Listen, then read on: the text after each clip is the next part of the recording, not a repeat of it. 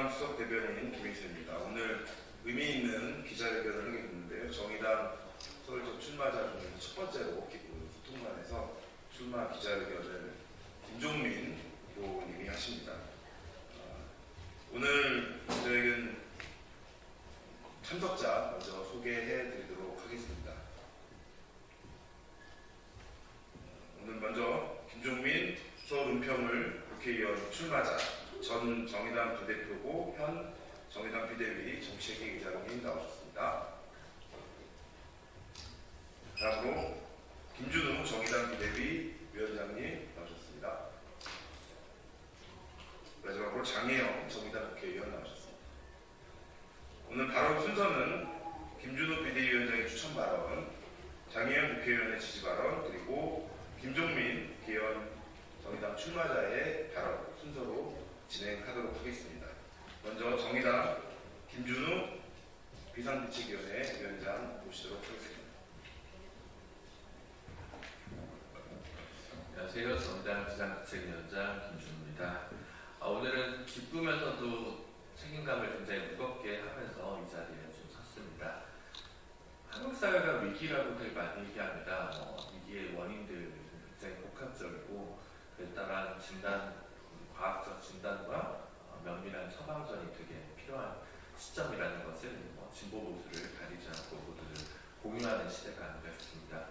그리고 외람된 말씀이지만 그런 정책적 비전과 역량과 관련해서는 진보정당, 특히 정의당이 한국의 어떤 정당보다 빼어나고 선도적이며 미래 비전을 가지고 국민 여러분, 시민 여러분과 호흡하고 대화했다고 생각합니다. 김종민 후보는 제가 비상대책위원장으로 취임하면서 정책위 의장으로 지명을 한 분입니다. 정의당이 혹은 진보정당에서 20년 정도 굉장히 오랫동안 헌신해 왔을 뿐만 아니라 정의당에서 정책위 의장을 맡을 정도로 정책적 역량, 즉 개인적 역량은 충분히 검증되었다고 말씀드릴 수 있을 것 같습니다. 정의당의 정책 실현 역량에 대한 의문을 품으실 수 있어도 정의당의 정책 역량에 대해서 의심을 하시는 분은 없을 거라고 생각하고요. 그 선두주자 중에 한 분이신 김종민 정책위 의장을 우리 은평을 주민분들께 다시 한번 보낼 수 있는 기회를 드려서 저는 기쁘게 생각합니다. 불광동, 간현동, 부산동, 대조동, 진관동 주민 여러분께서는 조금 더 넓은 정치적 선택을 할 수 있는 권리도 저희가 내년 총선에서 드릴 수 있게 된 점도 기쁘게 생각합니다. 김종민 후보는 은평을에서는 두 번째 도전이지만 사실은 그 전부터 오랫동안 한국 사회의 진보 정치의 지평을 넓히기 위해 많은 도전을 해오셨습니다. 그런 분이 다시 한번 몸을 던지면서 헌신을 하시겠다고 다짐하신 부분에 있어서 저는 무거운 책임감과 감사함을 동시에 느끼고 있습니다. 출마 횟수가 배지 아니면 권력을 위한 것이 아니라 한국 사회의 진보적 비전을 넓히기 위한 몸을 바친 헌신이었고 그렇게 다시 한번 몸을 던지시는 결의에 저는 깊은 감사와 감명을 받고 있고요. 이러한 헌신이 단순한 헌신이 아니라 이제는 조금 더 결실을 맺을 수 있는 시기가 될 수 있도록 우리 은평을 주민 여러분께서 한번 과감한 선택을 해주시기를 진심으로 바라보겠습니다. 정책적 역량뿐만 아니라 지역에서의 다양한 활동들에서도 언제나 앞장서 왔던 것은 은평 주민분들이 잘 기억하고 몸속으로도 각인하시리라 믿습니다. 당선 가능성이라는 이유 때문에 기호 3번이라는 이유 때문에 주저하실 주민분들 많으실 거라고 생각을 합니다만 지금은 단순히 윤석열 정권 심판을 넘어서 한국 사회의 다양한 비전, 정책적 변화를 위해서는 또 다른 선택이 분명히 필요한 시점이 아닌가 싶습니다. 출마 기자회견도 보시겠지만 단순히 은평을 대표하는 것이 아니라 한국의 국회에서도 한 자리를 차지해도 부족함이 없을 많은 문제의식과 고민을 단단하게 쌓아온 출마문을 읽으실 수 있으실 거고요. 저희는 자신있게 김종민 후보를 추천드리고 여러분의 과감한 선택을 기다리겠습니다. 감사합니다. 예, 다음은 정의당 장혜영 국회의원의 지지 발언 듣도록 하겠습니다.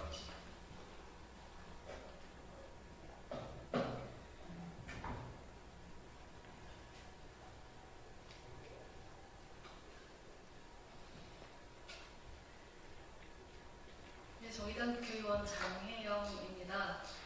내년 4월로 다가온 22대 총선에서 정의당의 첫 번째 지역 출마자로 제 옆에 서 계신 김종민 현 정의당 정책위 의장님의 지지 발언을 할 수 있게 돼서 매우 뜻깊게 생각합니다. 정의당의 정치를 설명하는 두 가지의 키워드, 많은 분들께서는 헌신과 희생을 떠올리실 겁니다. 양당 정치로 대표되는 대한민국의 양극화된 정치 지형 속에서 어떻게든 보이지 않고 들리지 않는 사람들의 목소리를 대변하기 위한 제3당의 자리를 지키기 위해서는 이렇게 여러분 앞에 얼굴과 목소리를 들려드릴 수 있는 정치인들 말고도 정말 수많은 정치인들과 또 당원들의 헌신과 희생이 있었습니다. 그 위에서 정의당이 미래로 나아가기 위해 지난 21대 국회에 청년들에게 그 헌신과 희생으로 만든 소중한 기회를 또 할당했다는 것 많은 분들께서 알고 계실 겁니다. 지금 제가 소개드리는 김종민 후보님, 예비 후보님이라고 불러야 할 텐데요. 김종민 후보께서는 사실 저를 대신해서 이 자리에 21대 국회의원으로 계셨어도 저는 손색 없는 분이라고 생각합니다. 정의당이 만들어지는 그 창당 시기부터 지금까지 좋은 날이면 좋은 날대로 또 굳은 날이면 굳은 날대로 당에서 필요로 하는 일이라면 그 어떤 일이든 마다 않고 그 자리에서 최선을 다해주셨던 정말 우리 당의 너무나 훌륭한 선배 정치인이라고 생각합니다. 처음 제가 정의당에 입당하고 청년 비례대표 강수원을 준비할 때 당내 어느 분께 조언을 구하면 좋을지를 여러분께 여쭤봤습니다. 그 모든 분들께서 입을 모아서 말씀하신 분이 바로 제 곁에 있는 김종민 당시 정의당 부대표님입니다. 지금 이 순간 정의당 당원들의 마음을 가장 잘 아는 사람, 또 이상을 쫓으면서도 현실에 발 디딜 계획을 세우는 사람, 결과적으로 원하는 바를 얻지 못했다고 하더라도 포기하지 않고 플랜 B, 플랜 C, 플랜 D를 만드는 사람이라는 것이 김종민이라는 진보 정치인에 대해서 내리는 제가 알고 있는 평가이고 제가 동의하는 평가입니다. 물론 당시 저에게 선거를 앞두고 해주신 조언은 너를 낯설어하는 당원들이 많으니 연락을 열심히 돌려라 라는 것 이외에 다른 코멘트는 없었는데요. 사실 그 코멘트가 정답이었다고 생각합니다. 제가 아는 김종민이라는 정치인은 최고의 전략가는 아니지만 최후의 전략가입니다. 늘 양당 틈바구니에서 편을 선택당하기를 강요당하고 아무리 노력해도 우리 목소리를 시민들께 전하기 어려운 것이 일상 다반사인 정의당에서 아무도 맡고 싶어 하지 않는 어려운 역할을 끝까지 마다하지 않으면서 마지막까지 정의당과 우리 사회와 시민들의 삶을 위한 고민을 계속해온 정치인이기 때문입니다. 희망을 만들어야 하는 정치가 오히려 절망을 심화시키고 있는 지금 정의당이 다시 초심으로 돌아가 국민들 앞에 희망의 등대가 될 수 있도록 하는 길에 김종민 정의당 정책위 의장이 정의당의 창당 멤버이자 은평의 든든한 지역 정치인으로서 정의당이 나아가야 할 길, 그리고 내가 꿈꾸는 정치, 우리 모두가 꿈꾸는 정치에 대해 시민 여러분께 말씀드리는 오늘 이 자리가 진심이 잘 전달될 수 있기를 소망합니다. 감사합니다.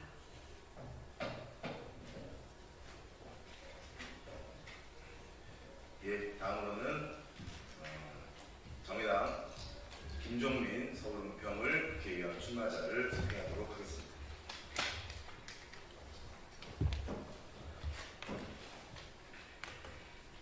네, 고민이 많아서 출마면을 길게 준비했는데 짧게 축약해서 말씀드리도록 하겠습니다.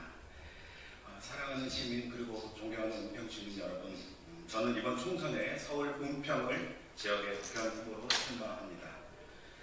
먼저 정의당과 저희 정치에 대한 반성부터 시작하겠습니다. 저는 정의당 창당부터 함께하며 주요 당직을 맡아온 사람으로 그 책임이 큽니다. 혁신한 진보정당의 새로운 정치를 만들고 싶었지만 실패했음을 겸허히 인정하지 않을 수 없고 그 점에 대해서 매우 깊은 반성을 합니다. 반성은 글자 그대로 해석하면 생각을 반대로 한다는 말입니다. 지금까지 해온 내 생각과 행동을 반대로 한다는 말입니다. 저부터 다른 생각과 다른 행동으로 정의당을 바꿔 나가겠습니다. 그러려면 먼저 작은 기득권이라도 내려놓는 그런 모습이 우선되어야 합니다. 정의당은 연합정당을 추진하며 비례대표라는 작은 기득권을 내려놓았습니다. 저 역시 비례대표 출마라는 기득권을 내려놓고 서울 은평을 지역구로 다시 도전하겠습니다.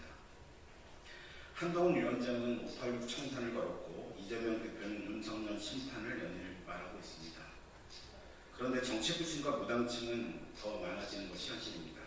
지금 양당에게 필요한 혁신은 스스로 상대방의 언어를 쓰는 것에서 시작하는 것입니다. 한 위원장은 윤석열 심판을, 이 대표는 586 청산을 반성적으로 말할 때 진정한 정치 혁신이 이루어질 거라고 생각합니다. 저와 정의당 역시 지금과는 다른 반성의 언어와 행동을 해나가겠습니다. 진보 정치는 변화와 혁신의 생명인데 결과적으로 양당 정치를 닮아버렸습니다. 그 결과 양당 정치와 함께 정의당 정치로 심판받았습니다. 노회찬 정치와는 정반대로 생각하고 사뭇 다르게 행동했던 정치인들이 노회찬 대표를 언급하고 있습니다. 매우 참담하고 유감이지만 정의당의 노회찬 641 정신과 멀어진 결과라고 생각합니다. 더 이상 노회찬 대표를 더 언급하지 않은 것으로 혁신을 정의당은 시작하겠습니다. 우리는 노회찬 너머에 또 다르고 더 새로운 정치를 만들어 가야 하기 때문입니다. 이게 노회찬 정신이라 믿기 때문입니다. 또한 이번 총선부터 심상정 의원을 비롯한 주요 리더들의 과거 정책과 노선에서 과감히 벗어나 새로운 정당으로 과감히 혁신해 나가겠습니다. 한국 사회는 기후 절망, 출생 절망, 지방 절망, 평등 절망, 평화 절망의 사회입니다. 그런데 이를 해결해야 하는 정치는 국민들의 걱정을 돌아보는 정치가 아니라 국민들이 걱정해야 하는 정치의 절망 시대에 이르고 있습니다. 정의당도 시민들의 정치 절망에 대해 무거운 책임감을 가지고 혁신해 나가겠습니다. 정의당의 변화는 시민들이 기대했던 정의당의 본성으로 돌아가는 것에서 시작하겠습니다. 먼저 87년 대민주 정치 체제에서 정의당 역시 의석수 확보에만 몰입했던 것을 반성하고 신민주주의 정치 체제를 과감히 열어가겠습니다. 87년 시작된 대민주 정치 체제는 낡은 것이 되어버렸습니다. 양당 기득권 카르텔 정치는 이래 대통령, 당대표를 향한 무비판 맹목주의까지 등장했습니다. 강성 지지층의 행동주의가 극심해졌습니다. 새롭게 등장했던 제3당당 역시 늘 양당으로 흡수되어 왔습니다.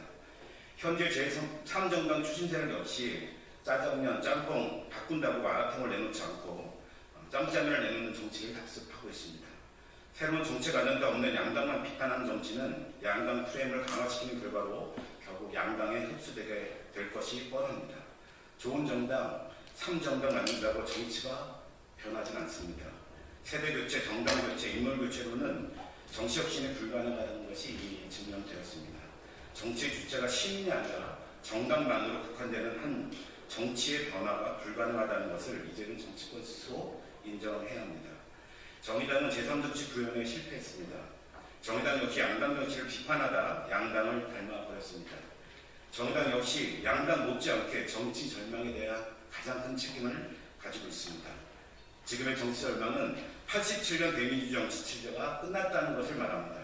저는 정의당의 실패는 양당과 똑같이 대의정치에만 몰입한 결과라고 생각합니다. 낡은 정당 중심의 대의민주주의를 버리고 새것, 시민 공유 신민주주의 체제로 나아가는 것으로 혁신을 시작하겠습니다. 둘째, 말과 리더십에만 의존했던 정치를 반성하고 정책 중심 정당, 행동 중심 정당으로 돌아가겠습니다.